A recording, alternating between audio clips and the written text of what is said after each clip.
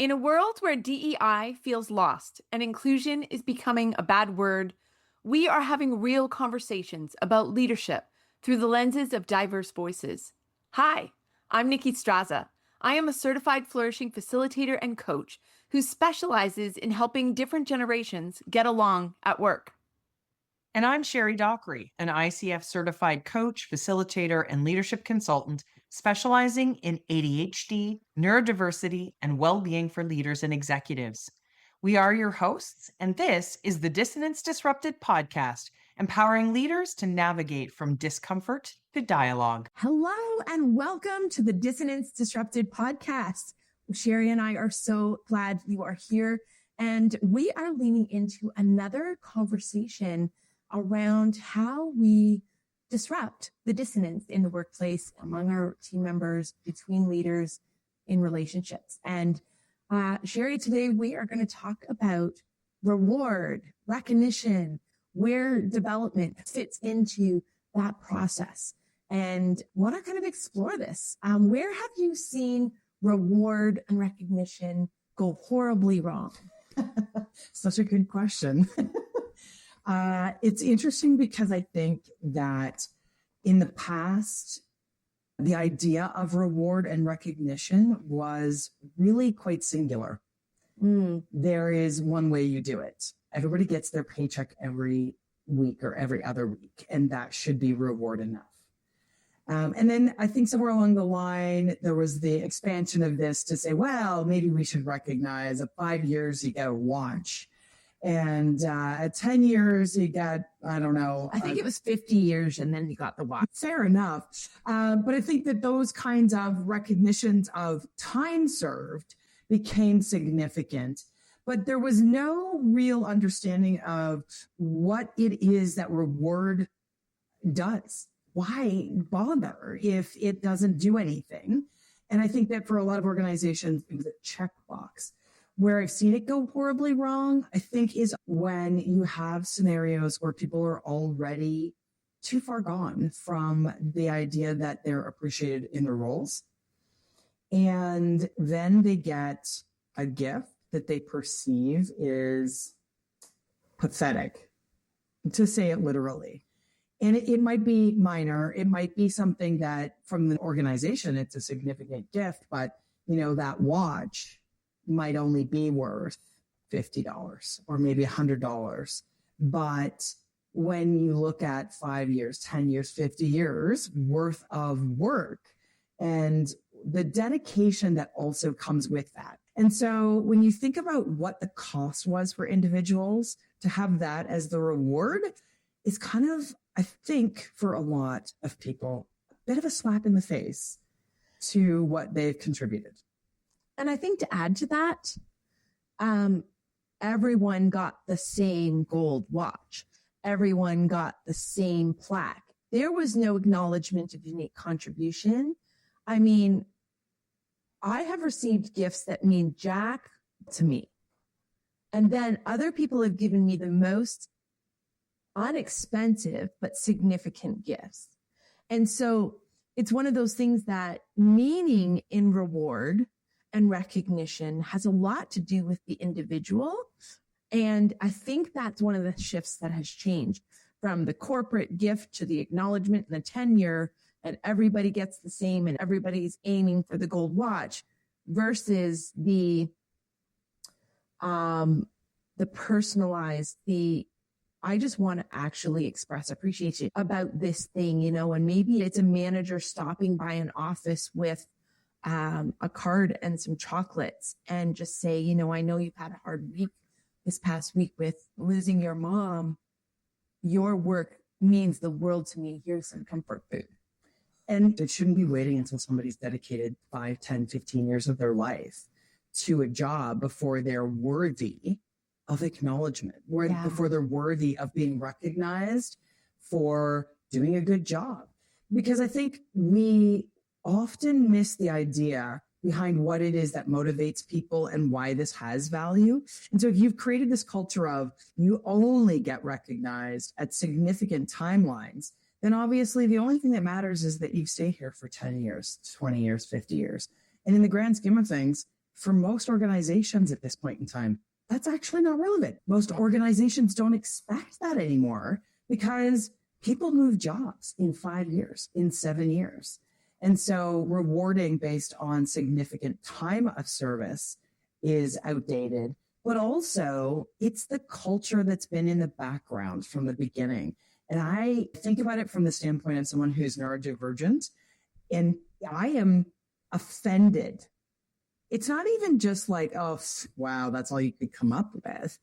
I'm offended by the idea that I have exchanged this significant contribution. And partly because I'm not just showing up to just do a job. If I'm showing up to do a job, I'm showing up with my creativity, my passion, my willingness to be a part of a team, but also my willingness to put out my own insights and thoughts. I'm giving you my intellectual property at the same time as I am my existence, my presence to do some work. And so if that's all you think I'm worth, I'm offended by that. And I think that that's where we see these kinds of recognition and reward programs be ineffective. There's also ones that I see that are we buy them pizza once a month on Fridays, or we made arrangements for them to have a discount at the local gym.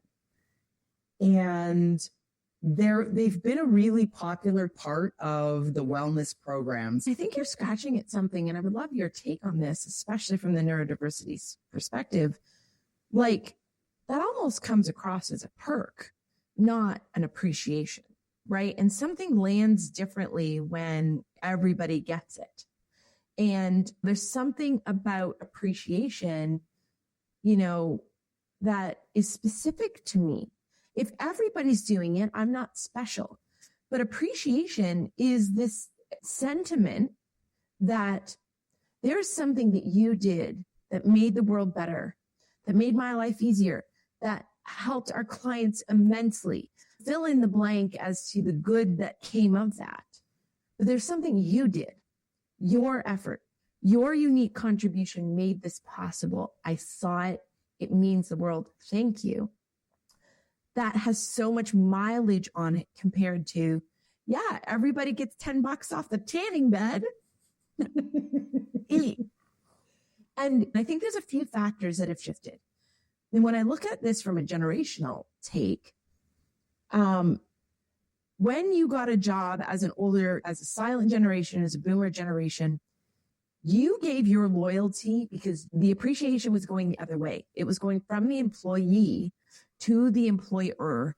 I am so thankful to have a job when jobs are scarce.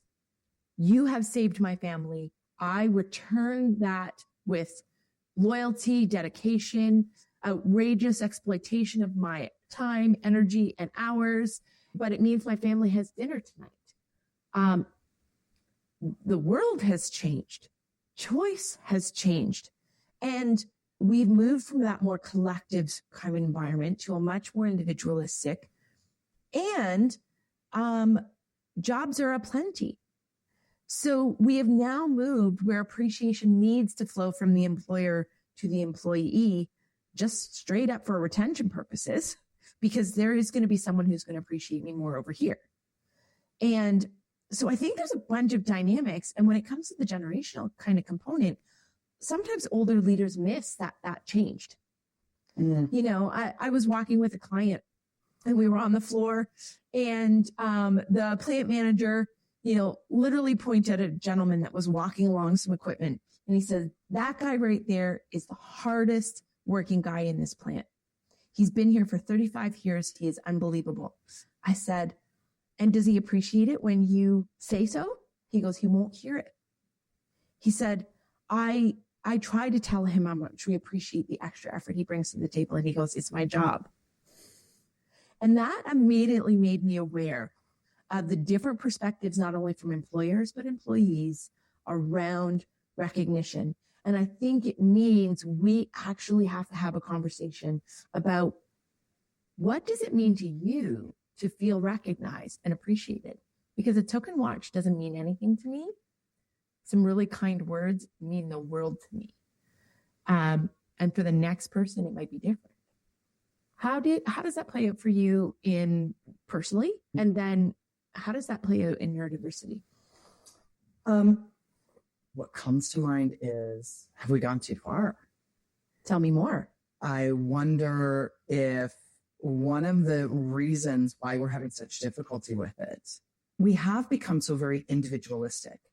And it is actually quite unreasonable in an organization of, 15 people to be able to manage that, to be able to figure out how to personalize every single thing. So do you think we've become unreasonable in those expectations? And then I will answer your question, but I'm curious what your thoughts are right now. I think that's a real good question, because if spending $100 on each employee to make that happen is the bar, and then trying to figure out what $100 gift means the most to you, 100% outrageous, unbelievably unreasonable, right? But I think where a $100 watch meant something after a tenured service, the gold watch, whatever it is, I don't think people look at appreciation in terms of dollar value the same way as they used to. So if I were to come to you and just say, man, Sherri, you did such an incredible job editing our last episode of Dissonance Disrupted. There was a lot of edits that required. I know you gave extra time for that. Thank you. It cost me nothing but thoughtfulness, time, and some extra words. But it has meaning. Mm-hmm. I don't think we can ever have too much encouragement and appreciation, gratitude. I agree. I think we go overboard in the grandeur of an expensive, elaborate thing, which I think does become impossible. And I think you're also raising a question about expectations, which I think matters. Yeah, and that was at the bottom of where the question came from, because we don't have to spend money to show appreciation. We don't have to create these expensive and impressive gifts. It's lovely. I think on the other side, though, the expectation, as you say, of getting something, why have we created this expectation that there is a need to spend an expensive amount on a gift? When in reality, humans, yes, of course, we need to be paid for our time so we can put roofs over our head and feed our children. You know what stands out to me in what you just said is you just tied development to recognition. And I think that has been missing in days gone past. If my read on it is correct, and I'm welcome for the pushback, but in the past, recognition has been about achievement rather than growth, rather than development, rather than potential. And I really love that shift that you've just introduced that said, hey, what if recognition was about seeing the potential, seeing the capacity, and spurring that on and actually nurturing the mattering of that individual in their role, in their contribution, and in their life? And how do we use recognition and appreciation to continue to lift the ceiling on that particular individual, right? Because when we are rewarded, we want to do more. How we're being treated, that matters. And I think the authenticity that is connected to that reward also matters, because we've all been on the receiving end of a reward from an inauthentic checkbox space. That feels really icky. And so authenticity, connection, relationship paired with that, I see what you're capable of. Now we're changing the dialogue around recognition. Now, how does a manager do that? Like, let's say you have a neurodiverse group on your team, or members of different generations and different neurodiversities. How do you help that person feel like they matter and How do you see integrating recognition and appreciation into skill development? Funny, because I think it's probably the same answer that you would actually give in the long run, but I think it's about that communication piece. If I don't talk to that person, and if I don't get to know that person, if I don't build the rapport with them, I can't possibly understand what matters to them. And so I might think to myself, this person is capable of so much more. So I'm going to give them some projects that are going to be really interesting and challenging for them, to let them expand their skill set, let them test themselves against those. But do I know that that person perceives that assignment the same way that I think it is when I give it to them? Because that person may already be feeling overloaded, and they may feel like, I would love to take on that project, but you have to take something else off of me to do it. So instead of it being a reward, or instead of it being that development focused recognition of who they are and what they're capable of, it's now become a burden. Oh man. And when we do not take the time to have those conversations with those people that we are working with, to understand them enough to know what is it you actually want, we can't possibly read their minds. And that's tough, because we go back to that same conversation we had, which is, how do you specialize those conversations for every single person on your team? Great if you only have 50 people in your company. That's still a lot. Yeah. But we need to be able to have enough of the conversation. We need to be able to learn right from the beginning. What helps you to feel motivated? Do you find challenging tasks that are outside of your job description something that allows you to feel alive in your work? Or does that feel like I'm punishing you and giving you more work than what you're getting paid for? And I think those are really, really important conversations that have to take place at the beginning, but also all the way through. I really love that. And, you've probably heard this as well in your work, but there are times when I've had conversations with, I'm talking about the generational dynamics. I'm talking about the need for connection before correction. I'm talking about this relational rapport that we have to build and all this soft skill work. And I can just see leaders just glaze over when they think about their to-do list, and then this notion of having to add all this personal connection and getting to know people on top of this effort.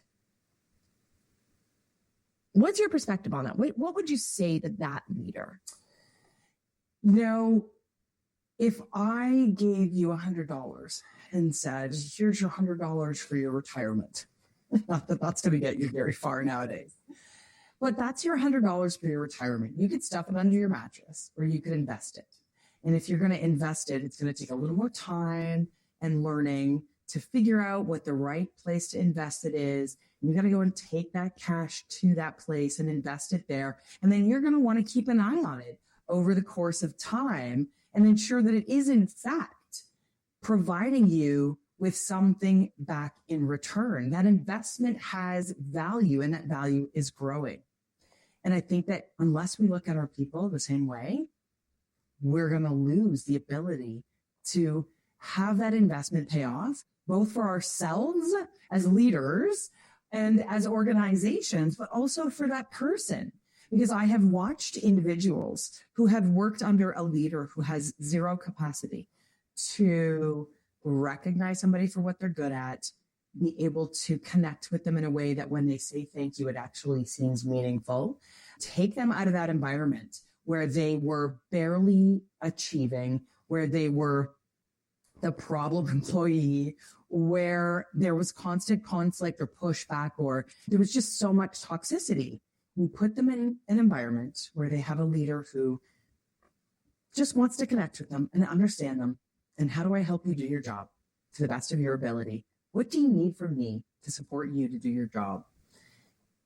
And this is almost like you've created a new human out of this. And so I firmly believe that we have to look at this as an investment. And if we are short-sighted enough to think that we should just plop that $100 under our mattress and it should just stay there, and yet one day we're going to be able to retire on it, then it is very short-sighted and that it's really ineffective. I'm curious what you think, because for us to make that investment, how do we do that?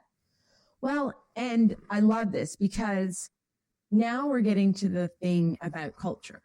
If, whether in a big company or a small company, if it's only the leader's job to express appreciation, that is a lot to put on any one human, no matter who you are.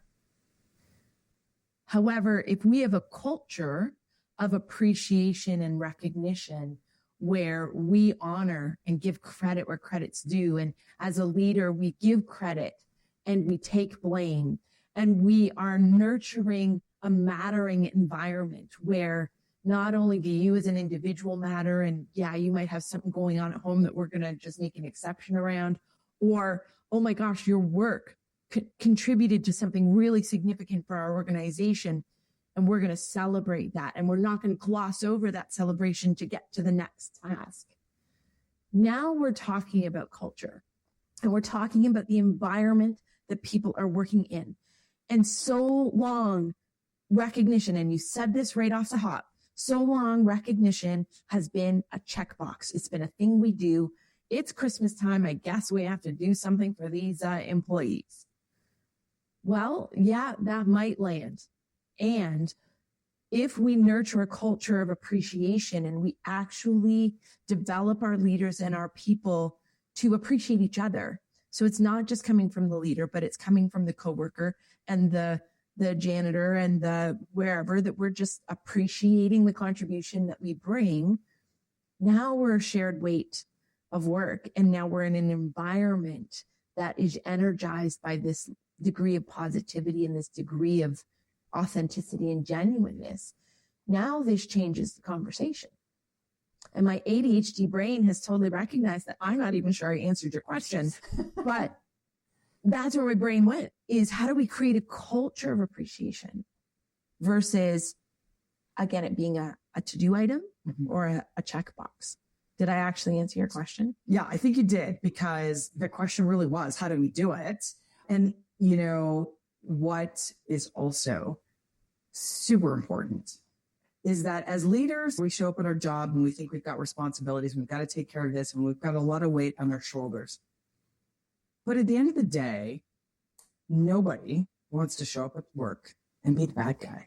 Nobody actually wants to be able to walk into work and I shouldn't say that. I think there are a few people on the planet who do this, but most of us who are not psychopathic or sociopaths don't want to walk into work and feel like everybody hates us. Everyone's terrified when we walk through the door. No one wants that. And so the interesting thing about this is the realization that there's a little bit of self-motivation in this for leaders. Because if I can come to work and I can invest my energy in the people around me, the interesting thing is that not only will they feel appreciated, but they'll also provide that back. They will echo back exactly what I have modeled for them.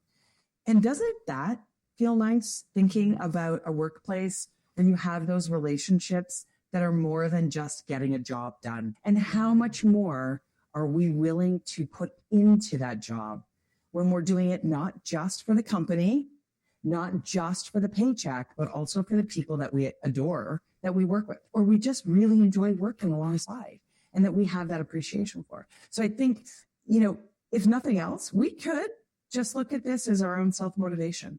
I want to feel good in my work. I want everyone to love me and adore me as a boss. So of course there are ways to do that. And this is definitely one of those ways we can contribute to that. I really appreciate that reframe.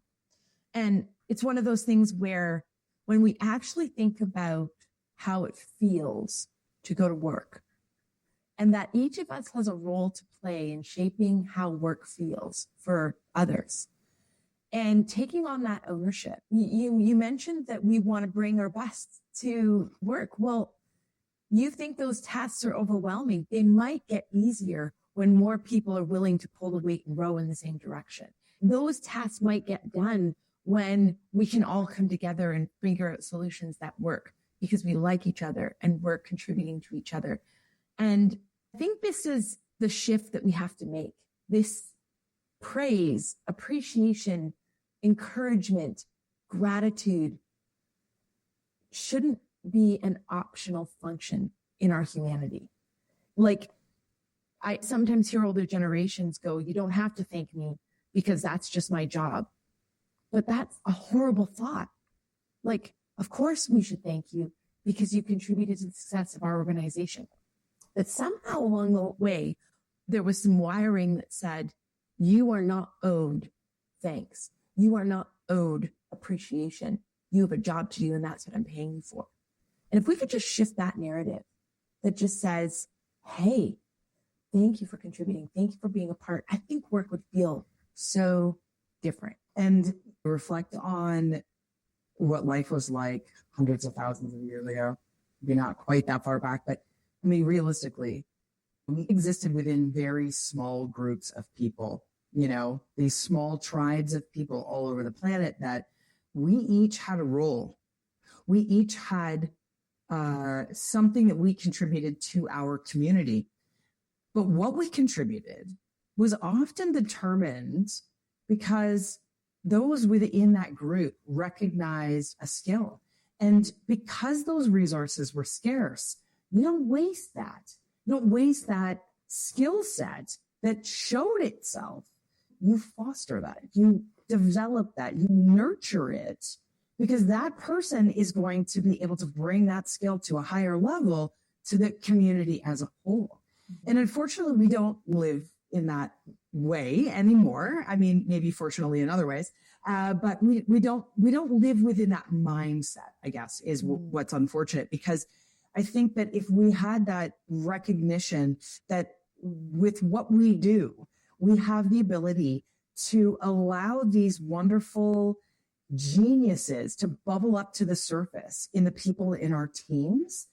And as those geniuses bubble to the surface, if we have the capacity to embrace those and nurture those, we're able to do more for our community, because now our community, at least in this situation, is our workplace, right? And so maybe it is only 40 or 50 people.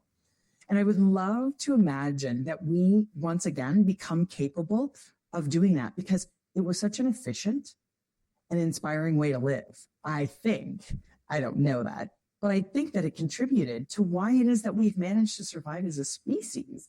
And maybe that's a bigger philosophical question, but wouldn't it be nice to imagine that we really develop those skills for ourselves as leaders to be able to help develop the skills of others so that they can contribute to their communities? I think that's really my big picture. I really love that. And, I even think about the generational kind of pictures on just how contribution worked and how work has changed and the workplace has changed. But as information is now very available, we are actually moving. The workplace is changing.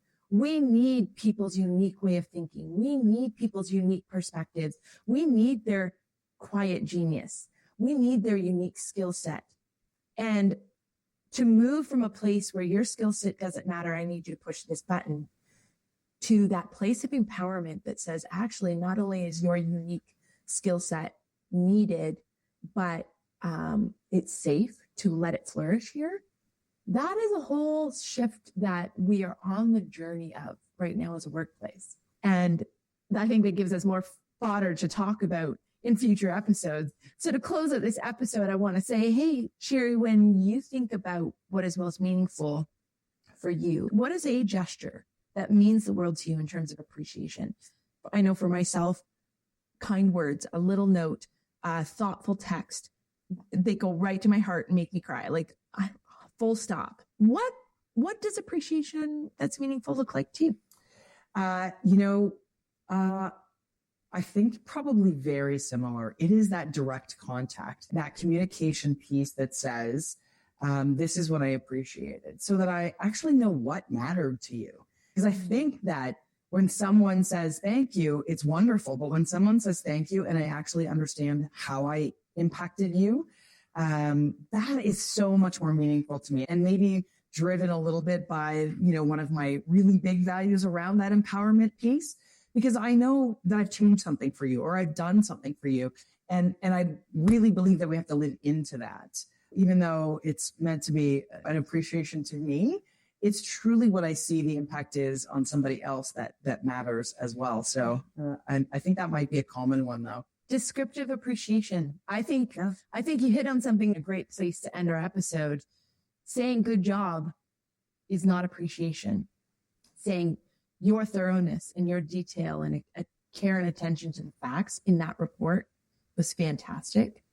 That's appreciation. Thanks so much for joining us on this conversation. We would love to hear what makes you tick. How do you feel appreciated? How do you express appreciation and gratitude and reward in your workplace? We would love to hear your thoughts. Please comment, reach out to us, visit us at dissonancedisrupted.ca, and we hope to see you again soon. Chat soon. Thanks for joining us on the Dissonance Disrupted podcast.